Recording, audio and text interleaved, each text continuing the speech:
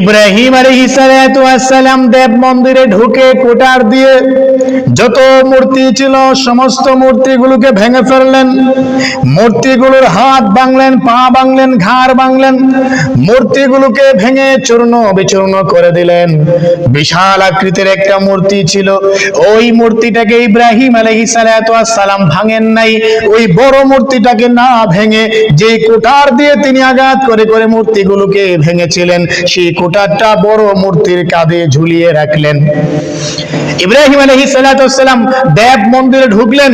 ঢোকার পরে যত মূর্তি ছিল সমস্ত মূর্তিকে ভেঙে মাটির সাথে মিশিয়ে দিলেন।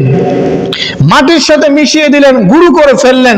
একটা মূর্তির আর অস্তিত্ব নাই, অখণ্ড নাই। শুধুমাত্র বড় যেই মূর্তিটা ছিল, একেবারে বিশাল আকৃতির যে মূর্তি ছিল, ওই মূর্তিটাকে ইব্রাহিম ভাঙেন নাই। না ভেঙে যে কুটার দিয়ে আঘাত করে করে মূর্তিকে ভেঙেছিলেন, সেই কুটারটা বড় মূর্তির কাঁধে ঝুলিয়ে রেখে দিলেন। ইব্রাহিম আলাইহিস সালাতু ওয়াস সালাম দেব মন্দিরে ঢুকে মূর্তিগুলোকে ভেঙে মন্দির থেকে বের হয়ে চলে আসলেন। কিছুক্ষণ পরে ইব্রাহিম আলাইহিস সালাতু ওয়াস সালামের জাতি, তার পিতা মাতা, তার আত্মীয় স্বজন সেই আনন্দ উৎসব শেষ করে বাড়ি ফিরে আসলো, মহল্লায় চলে আসলো। মহল্লায় আসার পরে সর্বপ্রথম তারা দেব মন্দিরে গেল। আমরা যখন কোথাও সফরে বের হই, সফর শেষ করে ঘরে আসার আগে আমরা মসজিদে আসি, আইসা 2 রাকাত সুন্নত নামাজ পড়ি, এরপরে আমরা বাসায় চলে যাই যে আল্লাহ তাআলা আমাকে এত সুন্দর সফর করার তৌফিক দিয়েছেন, আমার সফরটা সুন্দর হয়েছে, এজন্য শুকরিয়া হিসাবে 2 রাকাত নামাজ পড়ে এরপরে বাসায় চলে যাই। ইব্রাহিম আলাইহিস সালাতু ওয়াস সালামের জাতি আনন্দ উৎসব শেষ করে মহল্লায় চলে আসলো। মহল্লায় আসার পরে সর্বপ্রথম মন্দিরে গেল তাদের দেবতা কেমন আছে দেখার জন্য। দেবতার পায়ে সাজদা করবে, দেবতাকে ইবাদত করবে, দেবতার পূজা করে তারপরে ঘরে ফিরে আসবে।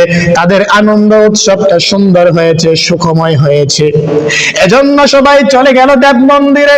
দেব মন্দিরে যাওয়ার পরে তার জাতি, তার পিতা, তার মাতারা মন্দিরে গিয়ে যে অবস্থা দেখলো, ওই অবস্থা দেখার জন্য তার জাতি কখনো প্রস্তুত ছিল না। এমন অবস্থা হবে তার জাতি কখনো জানতো না, কখনো বুঝতে পারে নাই।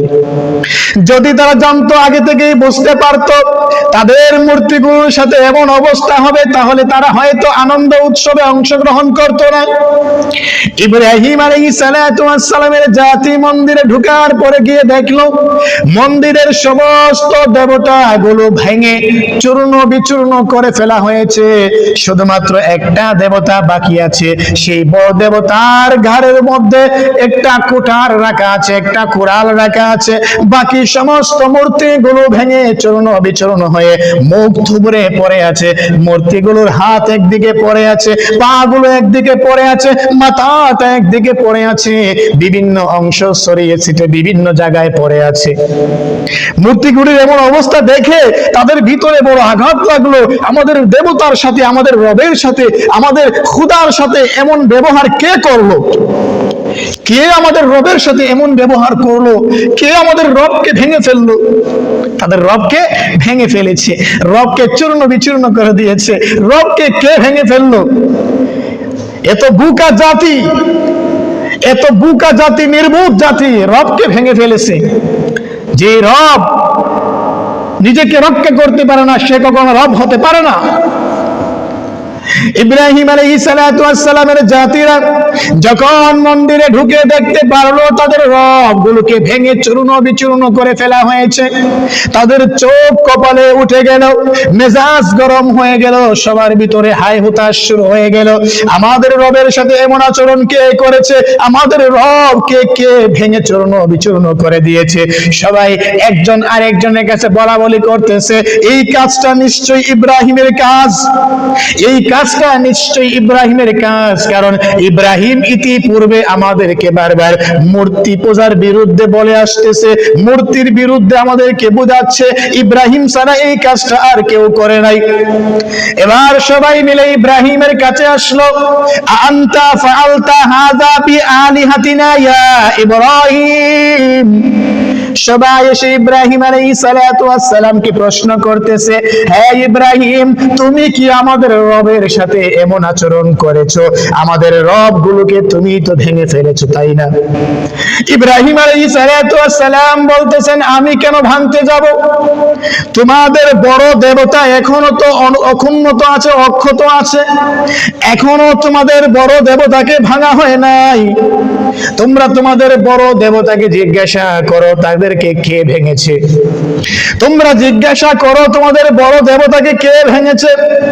ইব্রাহিম আলাইহিস সালাতু ওয়াস সালামের জাতিরা ইব্রাহিমকে বলতেছে, ক্বাদ আলিমতা মা হাউলাই ইয়ানতিকুন। ইব্রাহিম, তুমি কি জানো না ওরা কথা বলতে পারে না? তুমি কি জানো না ওরা কথা বলতে পারে না, কারো কথা শুনে না? তুমি কি জানো না ওরা হাত পা নড়াচড়া করতে পারে না, কথা বলতে পারে না? তাহলে কেন আমাদেরকে বলতেছো তাদেরকে জিজ্ঞাসা করব? তুমি ভেঙেছো, বলো তুমি ভেঙেছো। ইব্রাহিম বললেন, আরে বাবা, তোমরা বড়টাকে জিজ্ঞাসা করো কে ভেঙেছে, সে বলে দেবে। ইব্রাহিম বলতেছেন, আরে আমাকে কেন বলতেছো? তোমরা বড় মূর্তিকে জিজ্ঞাসা করো কে ভেঙেছে, জিজ্ঞাসা করো তাকে। তারা বলতেছে, ইব্রাহিম, তুমি জানো না ওরা কথা বলতে পারে না, তাহলে কেন বলতেছো আমরা তাকে জিজ্ঞাসা করব? ইব্রাহিম আলাইহিস সালাতু ওয়াস সালাম বললেন, ক্বালা আতা'বুদুনা মিন দুনিল্লাহি মা লা ইয়ানফাউকুম শাইআন ওয়া লা ইয়াদুরুকুম। ইব্রাহিম তার জাতিকে বলতেছেন, তোমরা এক আল্লাহকে বাদ দিয়া এমন মূর্তিগুলোর পূজা করো, এমন মূর্তিগুলোর ইবাদত করো যেই মূর্তিগুলো নিজেদেরকে রক্ষা করতে পারে না। যেই মূর্তিগুলো নিজেদেরকে রক্ষা করতে পারে না, তাহলে এমন মূর্তির ইবাদত কেন করো? যেই মূর্তিগুলো কথা বলতে পারে না, যেই মূর্তিগুলো কথা শুনতে পারে না, হাত পা নড়াচড়া করতে পারে না, কারো কোনো উপকার করতে পারে না, তোমাদের কোনো ক্ষতিও করতে পারে না, তাহলে ওই মূর্তিগুলোর ইবাদত কেন তোমরা করো? ইব্রাহিম আলাইহিস সালাতু ওয়াস সালামের এমন কথা থেকে তার জাতি বুঝতে পারলো ইব্রাহিম নিশ্চিত ভেঙেছে। সবাই মিলে ইব্রাহিমকে ধরলো, বন্দী করলো, ইব্রাহিমকে শাস্তি দেবে। ইব্রাহিম আলাইহিস সালাতু ওয়াস সালাম মূর্তিগুলো ভেঙেছিলেন যেন তার জাতি বুঝতে পারে এই মূর্তিগুলো দুর্বল, এই মূর্তিগুলো আমাদের কোনো উপকার করতে পারে না। আমাদের উপকার করবে তো দূরের কথা, নিজেদেরকে নিজেরাই রক্ষা করতে পারে না। ইব্রাহিমের উদ্দেশ্য ছিল এই বিষয়টা বোঝানো, কিন্তু ইব্রাহিমের জাতি বুঝতে রাজি না। ইব্রাহিমের জাতি পাল্টা ইব্রাহিমকে আঘাত করার জন্য, ইব্রাহিমকে শাস্তি দেওয়ার জন্য বন্দী করে ফেলল।